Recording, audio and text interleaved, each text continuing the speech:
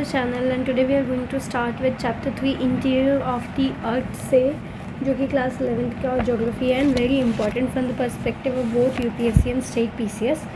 But before that I just tell you कि first और second से यूनिट स्टार्ट किया बिकॉज फर्स्ट और सेकंड काफ़ी थ्योरेटिकल है, तो I be uploading at the end when I complete this. ठीक है, सो आज जो हमारा फर्स्ट चैप्टर है I started with interior of the earth. देखो यार, इंटीरियर ऑफ द अर्थ का मतलब क्या है कि इसमें हम पढ़ने वाले क्या है, हम अर्थ के बारे में पढ़ने वाले हैं. लेकिन याद रखना कि जो इंटीरियर ऑफ द अर्थ की जब हम बात करते हैं तो ये हम आगे जो भी है हम कैसे पता करते हैं इसके बारे में, ईदर एस्टिमेट से या नहीं तो इन्फ्रेंसेस से. बिकॉज एग्जैक्टली बहुत मुश्किल है अर्थ के इंटीरियर में जाने के लिए, और ऐसा क्यों है वो भी मैं आपको बता देती हूँ. बट सबसे पहले मैं आपको एक चीज़ बता देती हूँ कि जो यहाँ पे जहाँ से स्टार्ट करता है, if I take into consideration each and every lines of NCERT, तो आप यहाँ पे देखोगे कि यहाँ पे लिखा हुआ है कि it's very configuration of the surface of the earth, right. So जो ये कॉन्फ़िगरेशन है of the surface of the earth is largely a product of the process operating in the interior of the earth. तो देखो, अर्थ के interior को समझने के लिए, ठीक है, अर्थ के इंटीरियर को समझने के लिए आप ये याद रखना कि दो प्रोसेस थे जिससे हम पता कर सकते हैं, दो फोर्सेस से, पहला एंडोजेनिक और दूसरा एक्सोजेनिक. देखो बात सिंपल है यार, एग्जिट वर्ड से याद रखना है. एग्जिट का मतलब बाहर होता है ना, तो एक्सोजेनिक का मतलब क्या होगा कि वो फोर्स जो बाहर से लगाई गई है. कौन से फोर्सेस जो बाहर से हमने फोर्स लगाया उसको एक्सोजेनिक में पढ़ेंगे, और एंडोजेनिक में हम पढ़ेंगे इंटीरियर. एंडो मतलब इनसाइड, तो इनसाइड अंदर, अर्थ के अंदर जो फोर्सेस लगे हैं उससे हम लोग इसके बारे में पढ़ने वाले हैं, राइट. तो अगर मैं आपको बोलूँ तो अर्थ जो है, अर्थ में कॉन्सेंट्रिक लेयर्स है. ठीक है, ये हमारा अर्थ है. ठीक है, और हमारी जो अर्थ है उसके बाहर में जो लेयर्स है कैसे कैसे हैं. ठीक है, तो बाहर में अगर फोर्स लग रहा है तो हम उसको आउटर फोर्स बोलेंगे. बाहर से अगर कोई फोर्स लग रहा है, कोई फोर्स जो अंदर से लग रहा है उसको हम इंटरनल फोर्स बोलेंगे. ठीक है, सो इंटरनल फोर्स हम इसको बोलेंगे, राइट. तो अर्थ का जो बिल्कुल इंटीरियर है उसको लिक्विड होगा, सॉलिड होगा, क्या होगा, ये सब हम अभी आगे चलने में जानेंगे. तो मैं आपको बता दूँ, ये जो हमारा अर्थ है इसका रेडियस कितना है. अर्थ का रेडियस है 6370 किलोमीटर. ठीक है, तो सोर्सेस जो वेरी इंपॉर्टेंट टॉपिक है इस इंटीरियर ऑफ द अर्थ में हम यही जानेंगे कि कैसे कैसे सोर्सेस थे, कैसे हमें पता लगता है कि अर्थ जो है अंदर से कैसा था. ठीक है, तो देखो यहाँ पे क्या कह रहा है कि a proper understanding of the physiographic character of a region remains incomplete if the effects of endogenic forces are ignored. तो कह रहा है कि अगर एंडोजेनिक फोर्सेस के बारे में आप इग्नोर करोगे तो आपको प्रॉपर अंडरस्टैंडिंग और फिजियोग्राफिक कैरेक्टर के बारे में उतनी आसानी से पता नहीं लगेगा. ह्यूमन जो लाइफ, हमारी जो लाइफ है वो किस पे इन्फ्लुएंस्ड है, फिजियोग्राफी ऑफ अ रीजन पे. आपको पता होगा life style of Ladakh is very much different from life style of Kerala and Kanyakumari. ठीक है, तो इसीलिए ये अंडरस्टैंड करना बहुत इंपॉर्टेंट हो जाता है कि कौन कौन से फोर्सेस है, ठीक है, जिसके कारण लैंडस्केप इन्फ्लुएंस हुआ, लैंडस्केप का डेवलपमेंट हुआ. टू अंडरस्टैंड कि अर्थ क्यों शेक करता है, कैसे तो सुनामी आता है. ठीक है, for that we need to understand the details of the interior of the earth. ठीक है, that we are going to study in this chapter. तो sources of information about the interior, मैंने आज आपको बताया कि अर्थ का रेडियस कितना है, 6370 किलोमीटर. आज तक कोई भी अर्थ के बिल्कुल इस सेंटर पे कभी पहुंच नहीं पाया. No one can ever reach the centre of the earth and make observation या कलेक्ट कर पाया. मतलब मैं बोलूँ कि ये बंदा एक साइंटिस्ट था या कोई था, ये अर्थ के इंटीरियर में पहुँच के इसके बारे में सैम्पल्स कलेक्ट कर पाया क्या, तो answer is no, because it is not possible till now. ऐसा नहीं हो पाया है. ठीक है, तो हमारा जो अर्थ के इंटीरियर के बारे में हमें जो भी पता है वो पूरा का पूरा इन्फ्लुएंस किस पे है, इनडायरेक्ट सोर्सेज पे. ठीक है, तो most of our knowledge about the interior of the earth is largely based on estimates and influences, जैसे कि मैंने आपको बताया. सॉरी, एस्टिमेट्स एंड इन्फ्लुएंसेस पे पूरा बेस्ड है. ठीक है, तो फिर भी हम कुछ डायरेक्ट ऑब्जर्वेशन के बारे में जानेंगे अभी. तो देखो यार, डायरेक्ट सोर्सेस में अगर मैं बात करूं, ठीक है, तो डायरेक्ट में एक चीज़ है कि डायरेक्ट में मान लीजिए, डायरेक्ट सोर्स की अगर मैं बात करूं तो मान लीजिए लावा है. ठीक है, लावा टेम्परेचर ज़्यादा है. ठीक है, अब ये सब बारे में मैं डिटेल में बताती हूँ, बट पहले हम बात करेंगे डायरेक्ट फोर्सेस के बारे में.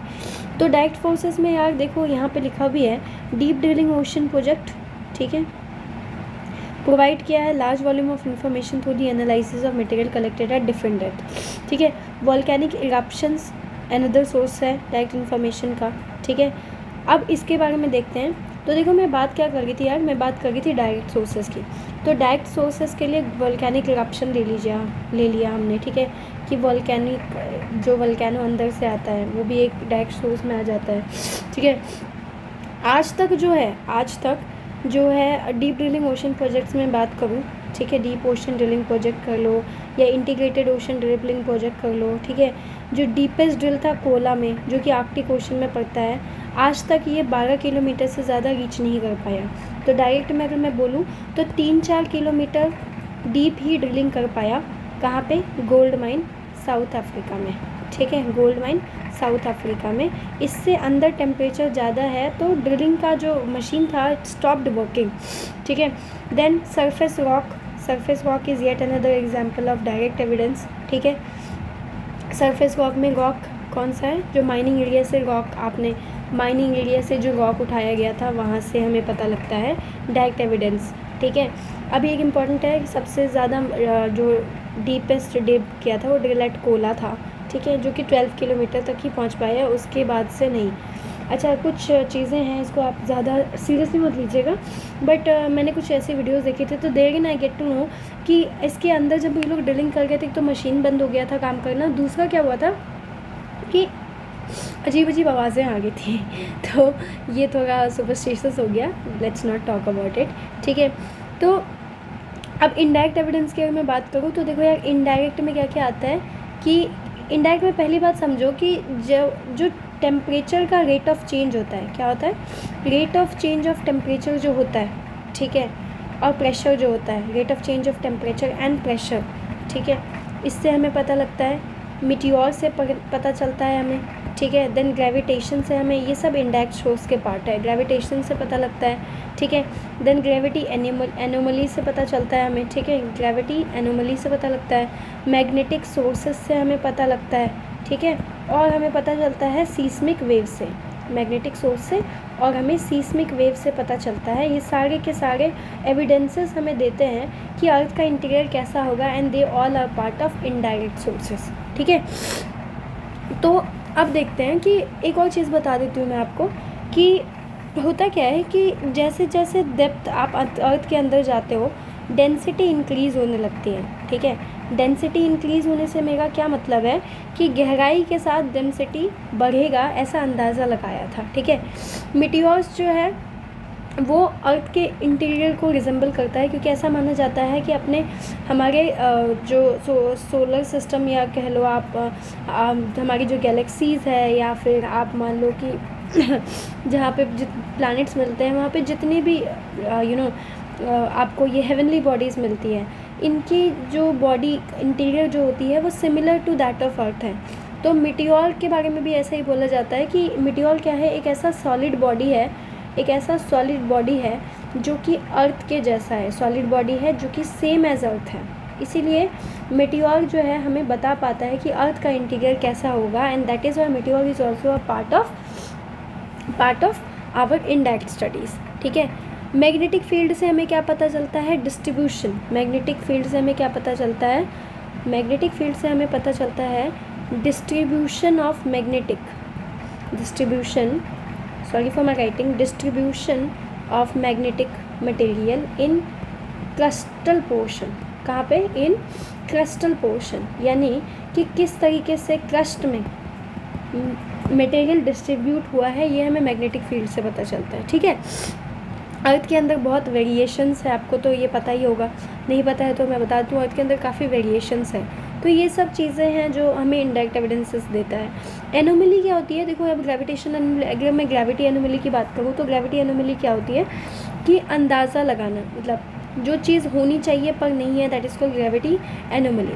ग्रेविटेशनल फोर्स की अगर मैं बात करूँ तो अगर मान लो ये अर्थ है, ठीक है, तो ग्रेविटेशनल फोर्स क्या होता है? इक्वेटर के पास कम है और पोल्स के पास ग्रेविटेशनल फोर्स ज़्यादा है, इक्वेटर के पास ग्रेविटेशनल फोर्स कम है। ठीक है, okay, now let me come to another topic. हम हर चीज़ को अच्छे से पढ़ेंगे NCERT लाइन टू लाइन करके। तो इतना मैंने बता दिया। अब आते हैं बुक में क्या क्या लिखा है। देखो क्या कह रहा है कि analysis of property of matter indirectly provide information about the interior. ठीक है, यानी कि अगर आप एनालिसिस करो मैटर की प्रॉपर्टी तो ये आपको इनडायरेक्टली बताएगा अर्थ के इंटीरियर के बारे में। ठीक है, हमें पता है कि माइनिंग एक्टिविटीज़ से हमें पता है कि टेम्परेचर और प्रेशर इंक्रीज़ करता है विद द इंक्रीजिंग डिस्टेंस, जैसा कि मैंने आपको अभी बताया था। ठीक है, from the surface towards the interior, यानी अगर ये सरफेस है, सरफेस से इंटीरियर की तरफ आप जाओगे तो टेम्परेचर और प्रेशर दोनों ही इंक्रीज़ होने लगता है डीपर डेप्थ पे। ठीक है, density of the material also increases with that. तो सिर्फ टेम्परेचर प्लस प्रेशर नहीं, बल्कि ठीक है इसके अलावा डेंसिटी ऑफ मटेरियल जो है ये भी इंक्रीज़ होता है। तो ये सारी चीज़ें क्या है, जब आप सरफेस से अर्थ के अंदर जाने लगते हो तो ये सब इंक्रीज़ होने लगता है। ठीक है, इनफैक्ट ऐसा माना जाता है कि हर 30 मीटर पे 1 डिग्री टेम्परेचर इंक्रीज़ होता है when you are going inside the earth. ठीक है, उसके बाद total thickness of the earth हमें पता ही है, साइंटिस्ट मानते हैं estimated the value of temperature, pressure and the density of material at different depth. ठीक है, डिटेल्स जो है इस कैरेक्टर्स के बारे में हर layer, each layer of the interior का ये डिस्कस बाद में करेंगे, अभी इतना इंपॉर्टेंट नहीं है। ठीक है, अनदर सोर्स ऑफ इन्फॉर्मेशन क्या है, मेटियोर्स जो कि अर्थ पे रीच करता है। हालांकि आपको ये बात ध्यान में रखना है कि मटेरियल जो एनालिसिस के लिए अवेलेबल होते हैं मेटियोर से, ये अर्थ के इंटीरियर से नहीं है। ये मटेरियल जो है, जो हम मेटियोर के अंदर, जब हम मेटियोर का सैंपल लेके इसको स्टडी करते हैं तो जो भी हम स्ट्रक्चर ऑब्जर्व करते हैं वो अर्थ के जैसा सिमिलर है। ठीक है, ये सॉलिड बॉडीज़ है जो कि मटेरियल का बना हुआ है, सेम है और similar to our planet. Hence ये एक इम्पॉर्टेंट इन्फॉर्मेशन बताता है about the interior of the earth के बारे में। ठीक है, now talking about other indirect source, इसमें इंक्लूड करता है ग्रेविटेशन, मैग्नेटिक फील्ड और सिस्मिक एक्टिविटीज़, जो हम और डिटेल में पढ़ेंगे। ठीक है, तो एक बार मैं आपको क्विक रिकैप दे देती हूँ इसका। ठीक है, देखिए क्विक रिकैप में आपको क्या समझ में आया कि हम ना इंटीरियर ऑफ द अर्थ के बारे में पढ़ रहे थे। ठीक है, मैकेनिकली हम ये जानेंगे, इसको अगर मैं डिवाइड कर दूँ मैकेनिकली और केमिकली, ठीक है, केमिकली, तो हम इसके बारे में क्या क्या जानेंगे ये बताती हूँ। मैकेनिकली हम देखेंगे अर्थ सॉलिड है, लिक्विड है, सेमी सॉलिड है या गैस है, कैसा है। ठीक है, crust, mental, asthenosphere, lithosphere, core जिसमें आउटर इनर आ गया, इसके बारे में हम पढ़ेंगे। केमिकली हम देखेंगे अर्थ के अंदर कौन कौन से केमिकल्स मिलते हैं, जैसे सियाल, सीमा, ठीक है, कहाँ पे ये मिलेंगे, नाइफे हो गया, ये कहाँ पे मिलेंगे। ठीक है, तो अब मैं बात करती हूँ इस अर्थ के बारे में। तो as I told you, radius कितना है, 6371 किलोमीटर। ठीक है, ये अर्थ का कोर माना जाता है। ठीक है, इसके ऊपर ये जो पार्ट है इसको मेंटल बोला जाता है। ठीक है, और ये जो हमारा पार्ट है वो क्रस्ट कहलाता है। ठीक है, अब इसका मैं एक छोटा सा अच्छा सा डायग्राम बना के आपको दिखाती हूँ। ठीक है, तो यहाँ पे देखो, मान लो अगर मैं अर्थ का एक पार्ट निकाल के आपको बना के दिखाऊँ। ठीक है, तो ये क्या है, सबसे ऊपर वाला जो पार्ट होता है उसको कहते हैं क्रस्ट। क्रस्ट के 2 पार्ट्स होते हैं, एक होता है ओशनिक, ठीक है, दूसरा होता है आपका कॉन्टिनेंटल। ठीक है, देन आ जाता है हमारा अपर मेंटल। ठीक है, फिर आता है हमारा लोअर मेंटल। ठीक है, फिर आता है हमारा आउटर कोर, फिर आता है हमारा इनर कोर। ठीक है, तो ये हमारा एक रफ डायग्राम बन जाता है। आपको इतना तो पता ही होगा कि जो हमारा अर्थ है वो इक्वेटर के पास कैसा है, बल्जी है। इक्वेटर के पास क्या है, बल्जी है, और ये जो दोनों पोल्स है यहाँ पे ये क्या है, फ्लैटेंड है, चपटा सा है। ठीक है, फ्लैटेंड है। Okay, now talking about, sorry for that, just give me a second.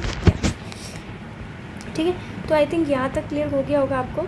अब मैं अगर बात करूँ ओशनिक क्रस्ट और इसके बारे में, अगर मैं थोड़ा सा आपको डिटेल में समझाऊँ।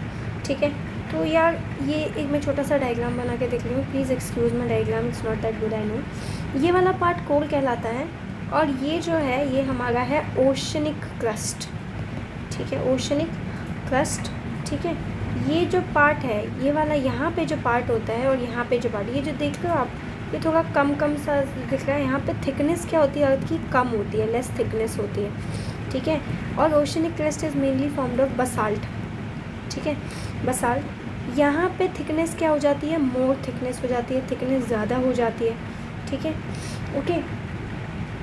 और इसको ये है क्या, कॉन्टिनेंटल क्रस्ट है, ठीक है, which is mainly made up of granite.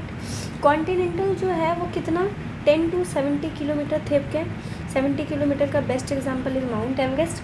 और ओशनिक जो है वो 0 to 5 किलोमीटर की थिकनेस पे है, ठीक है, ठीक है। अभी सोर्सेज में मैंने आपको डायरेक्ट में बता ही दिया था, सरफेस रोक, volcano, mining, deep ocean drilling project, integrated ocean drilling project, ठीक है। हम डेप्थ ऑफ मैग्मा अभी तक ढूंढ नहीं पाए। इनडायरेक्ट सोर्सेज में मैंने बताया था टेम्परेचर और प्रेशर जो है वो इंक्रीज़ होता है, माइनिंग एक्टिविटी से पता चलता है। हर 32 मीटर में, सॉरी 30 मीटर नहीं, हर 32 मीटर में 1 डिग्री सेल्सियस टेम्परेचर इंक्रीज़ हो जाता है, ठीक है। लेकिन ऐसा ज़रूरी नहीं है, क्योंकि अर्थ में बहुत वेरिएशंस है, तो हो सकता है कि आगे चल के 32 मीटर से कम में भी टेम्परेचर इंक्रीज़ होने लगे या ज़्यादा में भी। प्रेशर चेंज करता है जब आप अर्थ के अंदर चलते हो। तो ये तो बेसिक्स था, बिल्कुल बेसिक हो गया, ठीक है। इनडायरेक्ट में मैंने आपको बता ही दिया। अब इनडायरेक्ट को थोड़ा मैं और अच्छे से एक्सप्लेन कर देती हूँ। देखो, जो हमारा मेटियोरॉइड है ना, वो अर्थ से सिमिलर है। हम इनर पार्ट स्टडी करते हैं मेटियोर का, ठीक है। तो मेटियोर के बारे में क्या होता है कि जब हमारी अर्थ के सरफेस पे आता है, ठीक है, तो अर्थ के सरफेस पे आते आते क्या होता है, इसका बाहरी पार्ट जो है वो जल जाता है और इंटीरियर वाला जो पार्ट है वो as in the form of rock गिर जाता है। टूटता हुआ तारा आपने कभी देखा है बचपन में? टूटता हुआ तारा एक्चुअली में क्या तारा टूटता है? नहीं, वो एक्चुअली मेटियोर होता है जो कि हमारे अर्थ के सरफेस पे पहुँचते पहुँचते जल जाता है, और जलने के बाद जो उसका कुछ पार्ट बच जाता है वो हमारे अर्थ पे गिरने लगता है। इनफैक्ट मेटियोराइट का शावर भी होता है हमारे अर्थ पे, ठीक है। नेक्स्ट इज़ ग्रेविटेशनल फोर्स, ठीक है। तो डिफरेंट लैटिट्यूड पे डिफरेंट ग्रेविटेशनल फोर्स होता है, ठीक है। तो ये मान लो अर्थ है, अर्थ के आपको पता ही होंगे ये सब लैटिट्यूड्स हैं। अलग अलग लैटिट्यूड पे, ठीक है, अलग अलग लैटिट्यूड पे अलग अलग ग्रेविटेशनल फोर्स होता है, ठीक है। इक्वेटर पे ग्रेविटेशनल फोर्स क्या होता है? लेस होता है। और पोल्स पे ग्रेविटेशनल फोर्स जो होता है वो ज़्यादा होता है, ठीक है, ओके। सीस्मिक वेव्स, अब सीस्मिक वेव्स के बारे में बता दूँगी। प्राइमरी वेव और सेकेंडरी वेव पढ़ते हैं। सीस्मिक वेव वही अर्थक्वेक से रिलेटेड है, उसको मैं अभी और डीप में बताती हूँ। अभी बस जान लो सिस्मिक वेव, प्राइमरी वेव और एस वेव से हमें पता लग जाता है। मैग्नेटिक फील्ड मैंने ऑलरेडी बता दिया। Giving you a brief, provide करता है information about the distribution of magnetic material in the coastal portion. अब थोड़ा बुक में भी देख लेते हैं कि देखो बुक में क्या क्या लिखा हुआ है। तो अगर मैं बुक की बात करूँ तो यहाँ पे देखो क्या क्या है कि other indirect source include gravitation, magnetic field and seismic activity. Gravitational force is not same at different latitude on the surface, बता दिया मैंने आपको। पोल्स पे ज़्यादा है, इक्वेटर पे कम है। ऐसा है कि इसलिए क्योंकि सेंटर से जो डिस्टेंस है एट इक्वेटर ज़्यादा है और पोल से जो है वो कम है। ग्रेविटी वैल्यू जो है डिफर करता है according to the mass of material, ठीक है। ये जो अनइवन डिस्ट्रीब्यूशन है मास ऑफ मटेरियल का अर्थ के अंदर, ये इन्फ्लुएंस करता है उसकी वैल्यू, ठीक है। तो इतना नहीं पढ़ना है, ये बस जान लो ग्रेविटी एनोमली क्या होती है। एनोमली जो हो उन पर ना हो। The reading of the gravity at different places influenced by, ठीक है। ग्रेविटी की जो रीडिंग होती है अलग अलग जगह पे कहाँ से इन्फ्लुएंस होती है?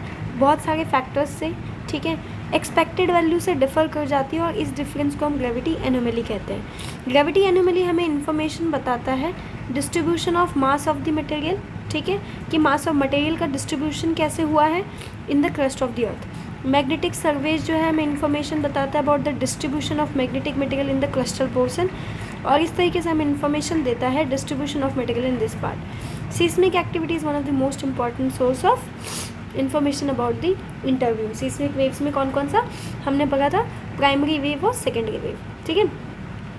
अर्थक्वेक की बात करते हैं। Study of seismic wave provide करता है complete picture of the layered interior. And earthquake in simple word क्या होता है? What is earthquake? अर्थक्वेक है क्या सिंपल वर्ड में? शेकिंग ऑफ द अर्थ। क्या है earthquake? Shaking of the earth, ठीक है। It is a natural event, ठीक है, और it is called cause due to the release of energy which generate waves that travels in one direction. अब मैं आपको इसके बारे में अच्छे से बता देती हूँ। तो देखो सॉरी हाँ, तो हम लोग कहाँ पे थे? तो हम लोग थे यार सीस्मिक वेव्स पे। देखो सीस्मिक वेव्स जो होती है ना, एक मिनट, सीस्मिक वेव्स जो होती है ये दो तरीके की होती है। कौन कौन सी? बॉडी वेव ठीक है, और दूसरी क्या होती है, सरफेस वेव। सरफेस वेव जो प्राइमरी वेव होती है ना, बॉडी वेव में कौन कौन सा आता है, प्राइमरी वेव आता है और सेकेंडरी वेव आता है, ठीक है, सेकेंडरी वेव भी आता है। अब देखो मैं प्राइमरी वेव्स में क्या बताने वाली हूँ कि प्राइमरी वेव जो होती है वो तीनों मीडियम से पास करती है, सॉलिड से भी, लिक्विड से भी और गैसियस से भी, ठीक है, ओके। लेकिन जो सेकेंडरी वेव है ये सिर्फ और सिर्फ किससे पास होती है, सॉलिड मीडियम से। सेकेंडरी वेव सिर्फ सॉलिड मीडियम से पास होती है, ठीक है, okay. Now talking about surface waves की अगर मैं बात करूँ, सरफेस वेव को भी फर्दर दो पार्ट में डिवाइड कर दिया हमने, आर वेव, रेलिनवर वेव, और दूसरा क्या होता है, L wave, that is also known as love wave, ठीक है। ये अभी हमारे जानने के लिए इम्पोर्टेंट नहीं है, मैं बस टाइप सबको बता रही हूँ, वोल्केनो वाला चैप्टर में पढ़ाऊँगी तो और डिटेल में बता दिया जाएगा, ठीक है। तो वो जो जोन होता है जो 105 डिग्री और 145 डिग्री के बियॉन्ड होता है एपिसेंटर से, उसको हम क्या कहते हैं, शेडो जोन। क्या कहते हैं उसको हम, शेडो जोन। अब देखो इंटरेस्टिंग बात बताती हूँ, ये अर्थ का सरफेस है, ठीक है, और ये फोकस है, वो पॉइंट, ठीक है, जहाँ से एनर्जी सबसे पहले रिलीज होती है, energy release for the first time, energy released first, उस पॉइंट को फोकस कहते हैं। फोकस के जस्ट ऊपर 90 डिग्री एंगल पे यहाँ पे क्या पाया जाता है, एपीसेंटर। एपीसेंटर अर्थ का वो सरफेस का पार्ट है जहाँ पे सबसे पहले जो है, ठीक है, सबसे पहले एक्सपीरियंस होता है earthquake just about the focus, और यहाँ पे डिस्ट्रक्शन काफ़ी ज़्यादा होता है, ठीक है, ओके। ये और ये कुछ इस तरीके से जो मूव करती है वेव्स, इसको कहते हैं हम लोग बॉडी वेव, ठीक है, बॉडी वेव कहते हैं। बॉडी वेव जो होती है जब ये एपिसेंटर पे रीच करती है ना, ठीक है, यानी कि मैं बोलूँ कि मान लो ये बॉडी वेव है, ये जैसे ही एपिसेंटर पे रीच करेगी, ठीक है, एपिसेंटर पे रीच करेगी, ओके, यहाँ पे एक नया सेट ऑफ वेव, नया वेव बनता है जिसको हम बोलते हैं सरफेस वेव। यानी अर्थ के नीचे, सरफेस के नीचे कौन सा वेव है, बॉडी वेव, ऊपर जाते ही ये कौन सा बन जाता है, सरफेस वेव में कन्वर्ट हो जाता है, ठीक है, ओके। और सरफेस वेव्स के कारण ही शेकिंग एंड फॉलिंग होती है और डिस्ट्रक्शन भी काफ़ी ज़्यादा होती है, ठीक है। तो इतना क्लियर हो गया। नाउ प्राइमरी वेव्स, ठीक है, प्राइमरी वेव्स जो होती है वो फास्टेस्ट वेव होती है। पी वेव की अगर मैं बात करूँ, ये फास्टेस्ट होती है, ठीक है, फास्टेस्ट होती है। फास्टेस्ट के बाद ये फर्स्ट जो है सबसे पहले सीस्मोग्राफ पे रिकॉर्ड किया जाता है, फर्स्ट सीस्मोग्राफ पे रिकॉर्ड किया जाता है। इसको लॉन्गिट्यूडनल वेव्स भी कहा था, I am sorry for my bad throat. इसको लॉन्गिट्यूडनल वेव्स और कंप्रेशनल वेव्स भी कहा जाता है, ठीक है, ओके। नाउ नेक्स्ट क्या है, नेक्स्ट है हमारा एस वेव, ठीक है। एस वेव में हम क्या पढ़ेंगे, एस वेव्स को क्या क्या बोला जाता है, ट्रांसवर्स वेव, ट्रांसवर्स वेव कहते हैं हम इसको कहते हैं रिकॉर्डेड साउंड, ठीक है, हम इसको कहते हैं शेयर वेव्स, और हम इसको क्या कहते हैं, डिस्टॉर्शनल वेव, ठीक है, डिस्टॉर्शनल वेव। ये सिर्फ और सिर्फ सॉलिड मीडियम से पास होती है, सिर्फ और सिर्फ सॉलिड मीडियम से पास होती है, ठीक है। तो आई थिंक यहाँ तक क्लियर हो गया होगा सीस्मिक वेव्स वाला टॉपिक भी, ठीक है। एक बार इसको भी देख लेते हैं क्या कह रहा है। रिलीज ऑफ एनर्जी सिर्फ फॉल्ट पे होता है, ठीक है। फॉल्ट क्या है, एक शार्प ब्रेक है इन द क्रिस्टल रॉक्स, जो रॉक्स अलॉन्ग अ फॉल्ट जो है वो अपोजिट डायरेक्शन में मूव करते हैं, ठीक है। और उसके बाद जो ओवरलाइंग रॉक स्ट्रटा होता है वो प्रेस कर देता है, फ्रिक्शन लॉक्स कर देती है उनको टुगेदर। हाउएवर उनकी जो टेंडेंसी है एक दूसरे से दूर जाने की, at some point of time overcomes the friction, जिसके कारण जो ब्लॉक्स होती है वो डिफॉर्म्ड हो जाती है और इवेंचुअली एक दूसरे से ऐसे ऐसे स्लाइड कर देती है, आपस में ये स्लाइड करती है, ठीक है। This causes a release of energy and the energy wave travel in all direction, ठीक है। The point where the energy release is called focus on earthquake, alternatively it is called hypocentre, यानी कि focus, ये जो point है focus, इसका दूसरा नाम क्या है, हाइपोसेंटर, ठीक है। The energy wave travelling in different direction nearest to the focus is called epicentre, जहाँ पे सबसे पहले पहुँचती है उसको एपिसेंटर बोलते हैं। It is the first one two experience the waves, it is a point directly above the focus. Earthquake waves की बात करते हैं, मैंने आपको बता ही दिया था, सारे नेचुरल अर्थक्वेक जो है वो लिथोस्फीयर में होते हैं। आप इसके बारे में different layers of the earth में पढ़ोगे। It is sufficient to note that there lithosphere reports the portion of depth up to 200 kilometre from the surface of the earth. ठीक है, सीस्मोग्राफ नाम का एक इंस्ट्रूमेंट होता है जो वेव्स को रिकॉर्ड करता है। ठीक है, जो कर्व होता है अर्थक्वेक वेव्स का वो सीस्मोग्राफ में रिकॉर्ड किया जाता है। ठीक है, ओके। बाकी बॉडी वेव, सरफेस वेव मैंने आपको बता ही दिया। बॉडी वेव जो है energy release at the focus के कारण होता है एंड ये हर डायरेक्शन में मूव करता है। ठीक है, move in all direction through the body of the earth, hence the name body waves. ठीक है, द बॉडी वेव जो है इंटरेक्ट करता है सरफेस बॉक्स के साथ और जनरेट करता है न्यू सेट ऑफ वेव्स जिसको हम सरफेस वेव्स कहते हैं। ये वेव्स जो है सरफेस पर मूव करता है। इस the velocity of waves changes as they travel through materials with different densities. जितना मटेरियल डेंसर होगा उतनी ज़्यादा उसकी वेलोसिटी होगी। ठीक है, डायरेक्शन भी बदलता है क्योंकि रिफ्लेक्ट करता है या रिफ्रैक्ट करता है when coming across materials with different densities. Okay, shadow zone मैंने बता दिया था। 105 and 145 degree from epicenter was identified as shadow zone of the earth, both the type of waves. The entire zone beyond 105 degree does not receive S wave, secondary wave. Shadow zone जो होता है S wave is much larger shadow zone में than that of P wave. Shadow zone जो P waves का होता है वो band की तरह अपीयर करता है between 105 and 145 degree away from the epicenter. Shadow zone S wave का जो होता है वो सिर्फ लार्जर नहीं होता एक्सटेंट में, लेकिन it is also a little over 40% of the earth surface. ठीक है, ओके। नाउ आई थिंक इससे ज़्यादा इसमें कुछ खास है नहीं। पी वेव्स और एस वेव मैंने आपको बता ही दिया था। ठीक है, टाइप्स ऑफ अर्थक्वेक देख लेते हैं। ओके, बट उससे पहले मैं एक बार ज़रा क्विक रिवीजन में कुछ चीज़ें और बता दूँ। कॉन्टिनेंटल क्रस्ट हम जो स्टार्टिंग में कर गए थे और ओशनिक क्रस्ट का रिवाइज करते हैं, आप मेरे को बताना कमेंट सेक्शन में। तो जो कॉन्टिनेंटल क्रस्ट होती है इसमें सियाल मिलती है। ठीक है, जो कि ग्रेनाइट की बनी हुई है। सियाल क्यों बोलते हैं इसको? सिलिकॉन एंड एल्यूमिनिया के कारण। थिकनेस इसके 10 to 70 किलोमीटर है। डेंसिटी इसकी कितनी है? डेंसिटी है इसकी 2.7 ग्राम सेंटीमीटर पर सेंटीमीटर क्यूब। ओशनिक क्रस्ट सीमा की बनी हुई है। इस पर कैसे रॉक्स मिलते हैं? बसाल्टिक रॉक्स मिलते हैं। ठीक है, बसाल्टिक रॉक्स मिलते हैं। थिकनेस क्या है? 0 to 5 किलोमीटर इसकी थिकनेस हो गई। ठीक है, डेंसिटी इसकी क्या है? 3.0 ग्राम सेंटीमीटर क्यूब। ठीक है, और मैग्नेटिज्म के कारण इसकी जो डेंसिटी है वो ग्रेटर है। ठीक है, क्रस्ट का वॉल्यूम 0.5% होता है अर्थ के वॉल्यूम से। ठीक है, 0.5 या 1% ऑफ अर्थ का वॉल्यूम बोल सकती हूँ। ठीक है, मास इसका लेस देन 1% होता है। ठीक है, नाउ आई थिंक इतना हो गया है। मैंने वोल्केनो बता दिया था क्या? नहीं बताया शायद। एक बार वोल्केनो भी बता देती हूँ इंटीरियर ऑफ द अर्थ में। ये भी पार्ट ऑफ एविडेंसेस ही हैं। इन्फ्लुएंसेस एंड एस्टिमेट्स को जाने के लिए हम पढ़ते हैं।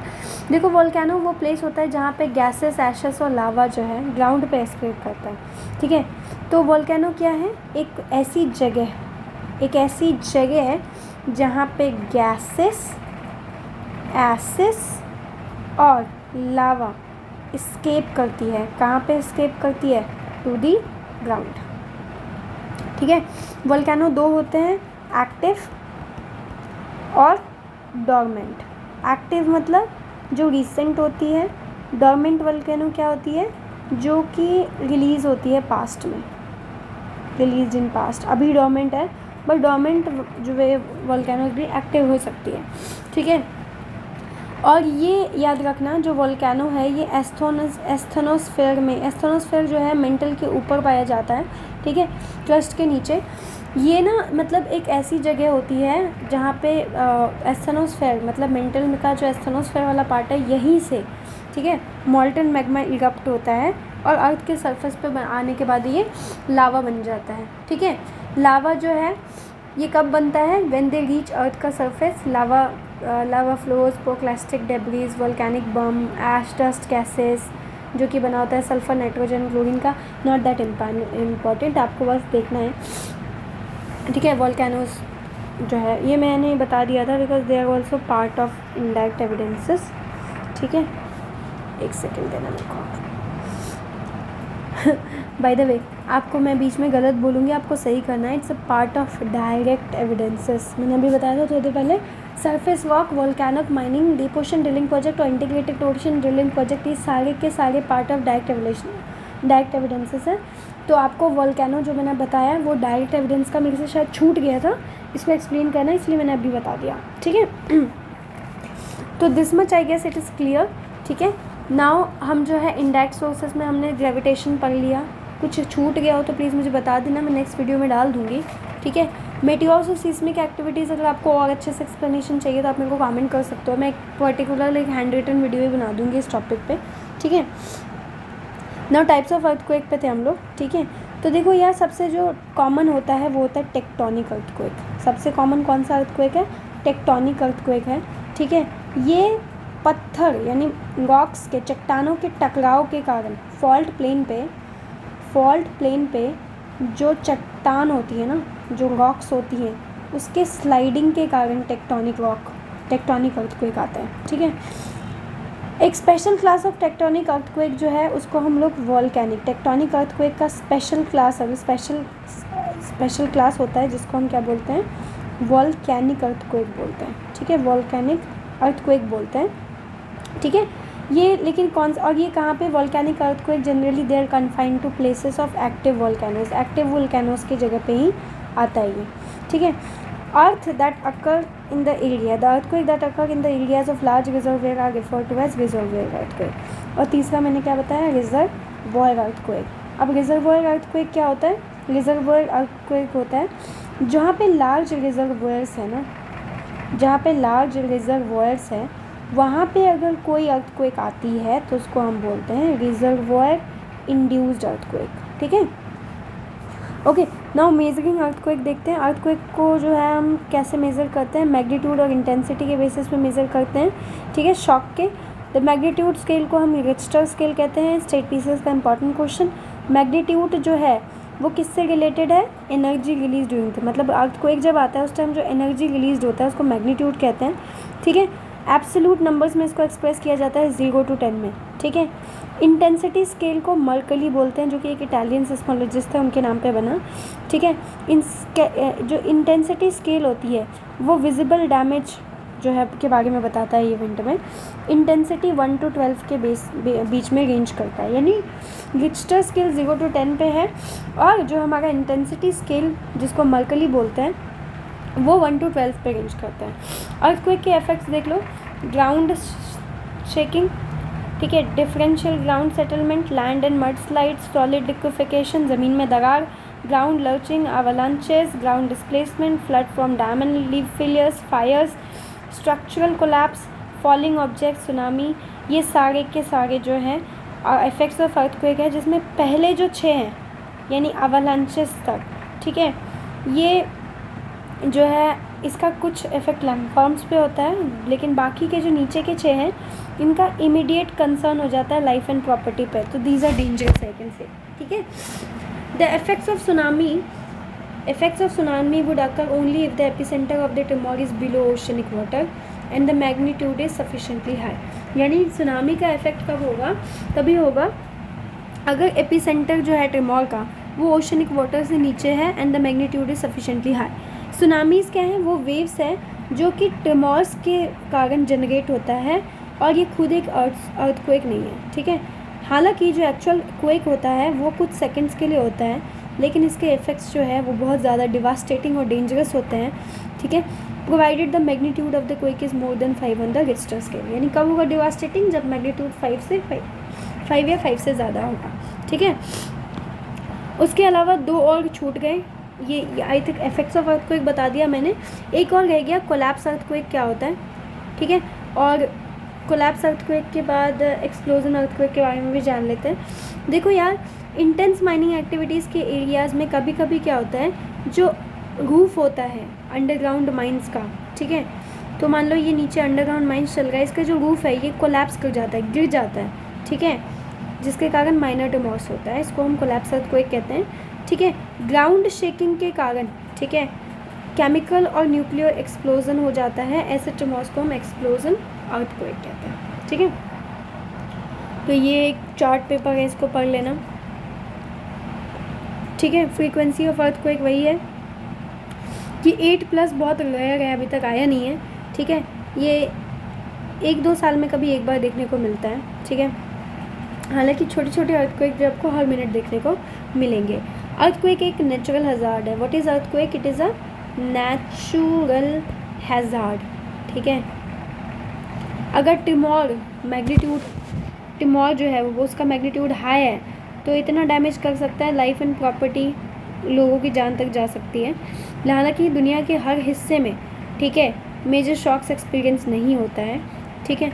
इसको डिस्ट्रीब्यूशन ऑफ अर्थक्वेक को हम वोल्केनोस को नेक्स्ट चैप्टर में पढ़ेंगे। क्रस्ट की बात करते हैं। अच्छा, अब ये आ गया स्ट्रक्चर ऑफ द अर्थ यहाँ पे, ठीक है। तो क्रस्ट मैंने बता दिया, आउटर मोस्ट सॉलिड पार्ट। अब इसको थोड़ा सा डिटेल में जानते हैं हम लोग। तो यार देखो, जो ये क्रस्ट है ना, क्रस्ट के बारे में पढ़ गए। क्रस्ट जो है वो है क्या? Outer most solid part, outer most solid part, ठीक है। यानी अगर मैं अर्थ का डायग्राम कुछ इस तरीके से बताऊं तो ये जो सबसे ऊपर वाला भाग है इसको हम क्रस्ट कहते हैं, ठीक है, जो कि अराउंड 34 किलोमीटर तक पाया जाता है अर्थ के, ठीक है। नीचे अगर जाओगे तो 2900 किलोमीटर तक आपको क्या मिलेगा? मेंटल मिलेगा, which will include lower mental, upper mantle and, ठीक है। इसके नीचे कोर आ जाता है अप टू 6371 किलोमीटर, ठीक है। अब यहाँ पे देखो, मैं इसको डायग्राम के फॉर्म में बोलती हूँ। ये जो है कॉन्टिनेंटल क्रस्ट है, this is oceanic crust, oceanic crust. Thickness इसकी लेस है, ठीक है, 5 किलोमीटर तक आपको मिल जाएंगी, ठीक है। लेस थिकनेस है तो इसको हम थिनर बोलेंगे, थिनर। कॉन्टिनेंटल क्रस्ट की अगर मैं बात करूँ तो 30 किलोमीटर तक, ठीक है। अब याद रखना, ये जो है यहाँ पे आप मान लो जैसे माउंटेन्स होते हैं ना, बड़े बड़े माउंटेन्स, तो मैंने बोला तो 30 किलोमीटर है, बट पर्वत पे ज़्यादा थिकनेस, यानी माउंटेनियस एरियाज़ में जो इस क्रस्ट का थिकनेस है वो काफ़ी ज़्यादा है। फॉर एग्जांपल ले लो हिमालय माउंटेन की अगर मैं बात करूँ, ठीक है, मतलब कितना थिक हो सकता है? 70 किलोमीटर डीप तक, ठीक है। जैसे ट्री का नीचे रूट होता है ना, तो सरफेस के ऊपर जो पार्ट है उसके नीचे भी इसकी थिकनेस होती है पत्थरों की, ठीक है।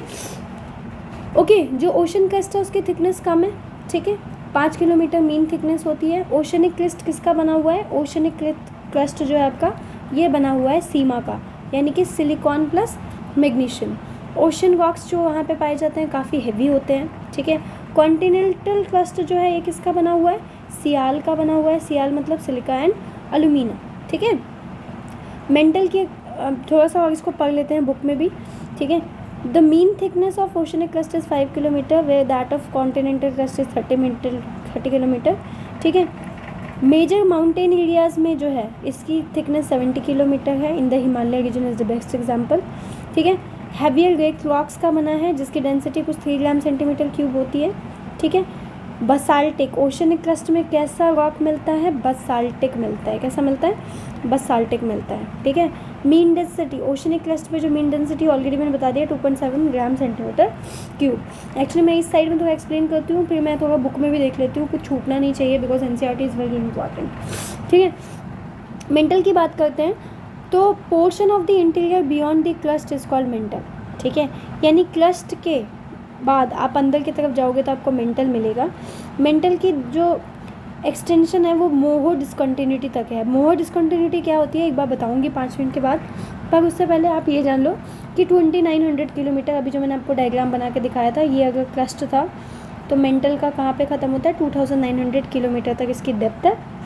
अपर पोर्शन ऑफ मेंटल को हम एस्टर्न, यहाँ जो क्रस्ट के जस्ट नीचे वाला जो अपर ये वाला पार्ट है ना, इसको हम एस्थेनोस्फेयर कहते हैं। यहीं से वोल्केनो का इरप्शन स्टार्ट होता है, ठीक है, ठीक है। एस्थेनो का मतलब क्या होता है?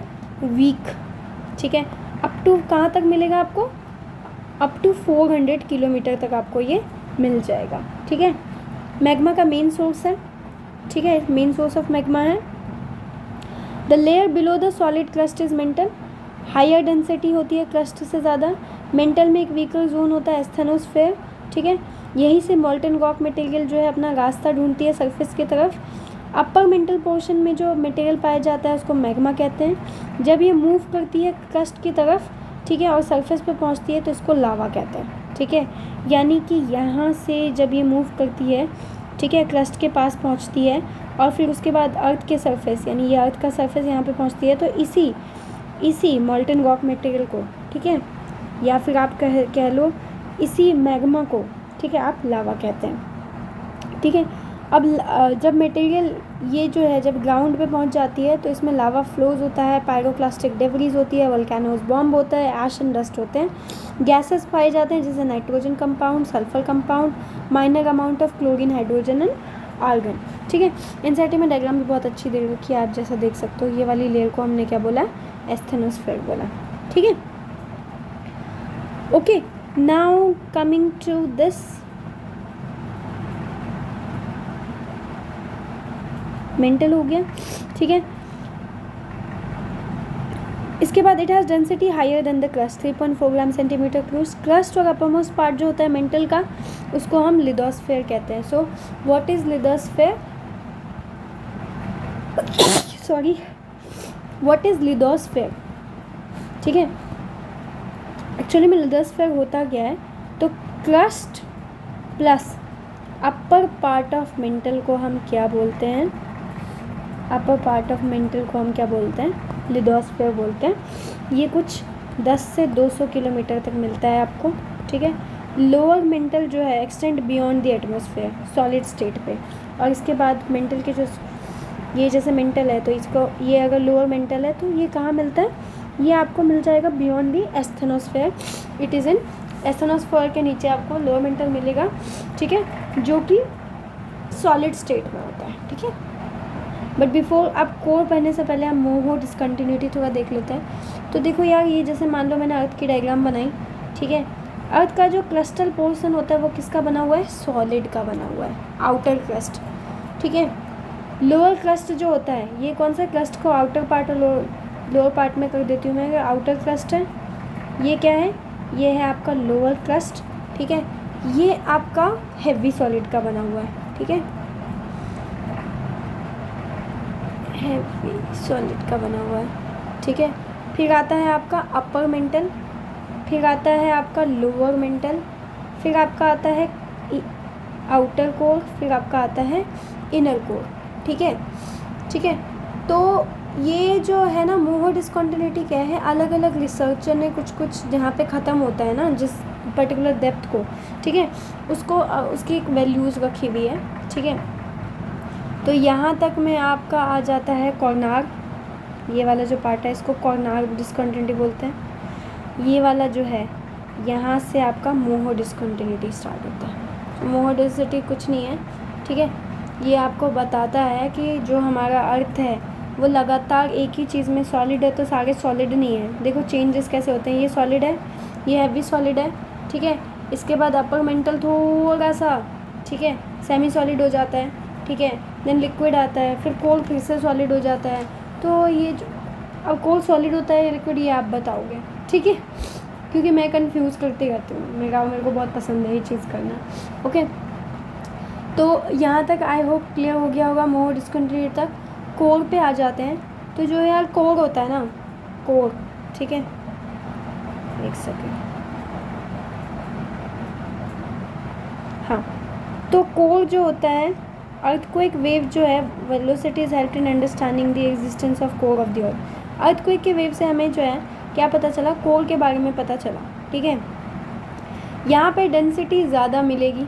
ठीक है, कोर नाइफी का बना होता है, फेरम जैसे लोहा भी बोलते हो। ठीक है, निकल प्लस आयरन। ठीक है, कोर के अंदर जो मटेरियल होता है, ठीक है, पिघला मटेरियल, ये राइज करेगा due to increase in temperature, बाहर निकलेगा जब ये रोटेट करने लगेगा। इट रोटेट्स, तो रोटेट करते करते बाहर हो जाती है। आउटर कोर जो है वो लिक्विड का बना हुआ है ड्यू टू कन्वेक्शन। अब कन्वेक्शन क्या होता है, इसके लिए आप मेरी साइंस की वो वीडियोस देख सकते हो, उसमें आपको मिल जाएंगी चीज़ें, कन्वेक्शन, कंडक्शन, रेडिएशन।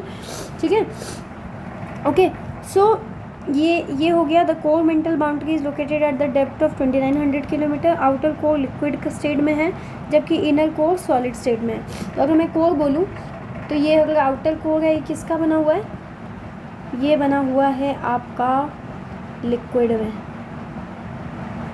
और ये जो इनर कोर है, ये किसका बना है, ये सॉलिड स्टेट का है। ठीक है, जो density of the material at the mantle core boundary में जो डेंसिटी ऑफ मटेरियल है वो कितना है, around 6300 kilometre. The density value कितनी है, 13 ग्राम पर सेंटीमीटर क्यूब। कोर जो है बहुत ही हैवी मटेरियल का बना है, मोस्टली निकल एंड आयरन, और इसी वजह से इसको नाइफिलर भी बोलते हैं। ठीक है, तो वही है वोल्केनो और वोल्केनिक लैंडफॉर्म एक नया टॉपिक है, ये हम जो है कल के वीडियो में करेंगे या नेक्स्ट वीडियोस में करेंगे। Thank you so much for watching, guys. If you like the way I have explained, you can simply subscribe to the channel, and also you can comment in order to encourage me to make more such meaningful videos for you. Thank you.